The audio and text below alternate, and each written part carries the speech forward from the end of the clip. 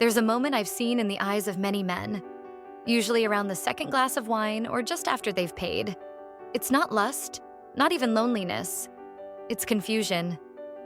They look at me and ask without saying a word, "What do women really want?" I'm a legal escort in Australia. For over 10 years, I've shared rooms, conversations, and silences with hundreds of men over 50. And I've learned something they were never told. Women's sexual desire is nothing like they imagined. You weren't taught how it works. Not by school, not by your father, and definitely not by the movies. So most men chase shadows and call it seduction. They try to impress when they should try to understand. This isn't a guide to performance. It's an invitation to pay attention. To how she breathes when she feels safe. To the way her desire rises from calm, not chaos. If you've ever felt like your life needed something deeper, not louder, not harder, then this is for you. If even a part of this speaks to you, please like the video, subscribe to the channel, and comment the word love below. A man once told me with genuine frustration in his voice, "I've read the books. I've followed the rules, but I still can't figure out what turns her on." I smiled, not because it was funny, but because I'd heard it so many times before. You see, the mistake isn't in the effort, it's in the question. Women aren't puzzles to be solved. We're not algorithms. We don't have one single key that unlocks us all. Our desire doesn't respond to logic. It responds to feeling. But I understand why so many men get stuck. You were trained to think there's a method, a set of steps that leads to a predictable outcome. You were taught that desire is something you earn by being impressive enough, kind enough, patient enough. But a woman's desire doesn't sit waiting at the end of a performance. It begins when she stops performing herself, when she's no longer scanning for red flags, when she doesn't feel like she has to manage your reaction, when she realizes she can exhale in your presence without needing to shrink or charm or pretend. That's when something flickers. And no, it doesn't always look like lust right away. Sometimes it's a smile that lingers half a second longer. Sometimes it's the way she leans in, just slightly, as if testing gravity. If you chase desire by asking, "What will make her want me?" you're already a step removed. The real question is, can she feel herself when she's with you? And if the answer is yes, her body will do the rest. You won't have to decode her. You'll just have to be there when she unfolds. A woman once walked into a hotel room I had carefully prepared. Soft lighting, fresh sheets, a faint trace of jasmine in the air. She paused at the doorway, closed her eyes, and said one word: "Thank you." It wasn't because the room was luxurious. It was because the room asked nothing of her. This is where most men go wrong. They focus on excitement, on sparks and surprises and clever lines. But for women, desire doesn't spark. It settles. It arrives quietly when tension leaves the body, when her shoulders drop just slightly, when she no longer feels watched or weighed. You don't need candlelight and jazz music to make this happen. But you do need to think like someone creating a space, not for performance, but for presence. Where is she sitting? What does she see when she looks around? Can she hear herself think? Can she find the bathroom without asking? These small things don't seem sexy, but they are the soil in which intimacy grows. Because no matter how much she likes you, if her body is on alert, nothing else can unfold. That's why the first step in awakening a woman's desire is not arousal. It's relaxation. Not proving how fun you are, but showing her she doesn't have to work to feel safe. Not pushing for the next move, but letting the moment breathe. Most men try to be memorable, but the men we remember are the ones who made us feel like nothing was expected, only welcomed. That's the doorway. And once she's through it, her desire is no longer a mystery. It's music. And now you've created the silence she can sing into. He sat across from me, nervous fingers tapping the stem of his wine glass. She kept asking me about my childhood, my goals, my regrets. It felt like an interview. I wanted to tell him, "No, darling. It was foreplay." When a woman asks you questions, she's not trying to gather facts. She's searching for an emotional signal, a moment that stirs something real inside her. Desire in women doesn't erupt from nowhere. It's built slowly, on curiosity, on presence, on the thrill of discovering something unscripted. Every answer you give is a breadcrumb that leads her deeper, not into your resume, but into your soul. And no, that doesn't mean oversharing. You don't need to cry over childhood wounds or reveal your darkest secrets over coffee. But when she asks, "What lights you up these days?" she's not just filling silence. She's looking for your flame. You can be ordinary and still fascinating if you speak from a place of truth. The way your voice softens when you talk about building your garden. The glint in your eyes when you recall the book that changed how you see the world. She doesn't need perfection. She wants connection. Because once she finds something in you that moves her, even just a little, her body starts listening. Not in the way men often expect, but in the subtle, cellular way a woman prepares to want. So the next time she asks a question, don't brace for a test. Answer like someone who believes that what lives inside you is worth exploring. And if you don't know the answer yet, tell her that too. There's nothing more attractive than a man unafraid of his own mystery. A man once told me, "I'm a good guy. I've never hurt a woman. So why does she still hesitate around me?" I could see the frustration in his eyes and the loneliness underneath it.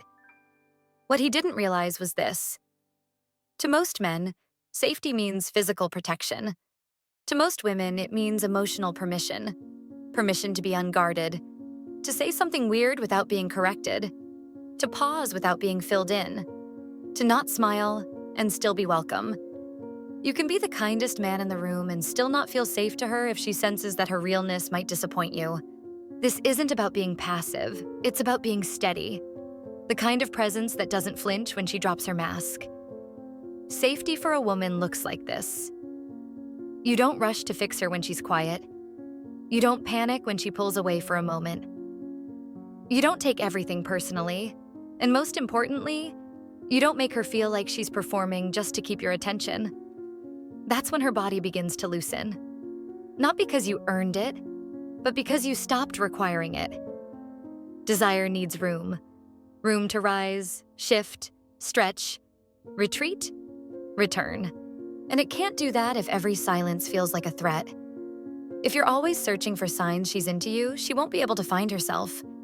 And if she can't feel herself, she won't be able to feel you.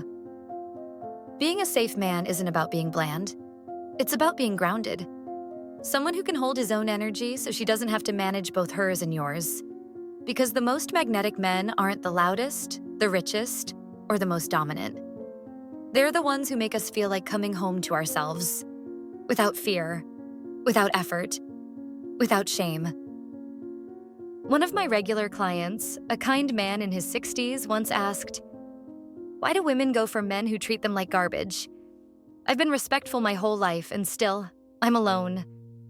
I've heard this pain before. And I wish more men understood. It's not that women want to be mistreated. It's that they've been taught to confuse intensity with intimacy. The so-called bad boy isn't attractive because he's cruel. He's attractive because he's clear. He walks into a room with a sense of direction. He speaks with conviction. He doesn't hesitate, and that creates an illusion of strength. Some women, especially those still healing or still hoping, read this as safety. They feel magnetized, not by the man himself, but by the fantasy of being chosen by someone who seems untouchable. But this kind of attraction burns hot and fast. It rarely lasts and often leaves ashes. Here's the truth. If a woman is drawn to chaos, you won't reach her by being more chaotic. You'll reach her by being still, by being real, and most importantly, by not taking her choices as a reflection of your worth. You don't need to become the bad boy. You need to become the man who knows who he is, even when he's overlooked. Because women who are ready for depth, for calm, for truth, they see differently. They feel differently. And what they crave is not the thrill of the chase, but the steadiness of being found.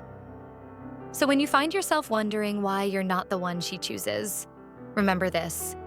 Not every woman wants drama. Not every woman wants a story that burns. Some of us are waiting for something that glows, quietly, consistently, and doesn't disappear in the morning. He had planned the evening perfectly, jokes rehearsed, topics listed in his head, even a YouTube video on body language cues. But halfway through dinner, she looked out the window and never really came back. When he told me the story, he said, "I did everything right. I followed all the advice." I told him gently, that might have been the problem. Women don't fall for performance. We fall for presence. Not for the man who says the perfect thing, but for the one who's actually there.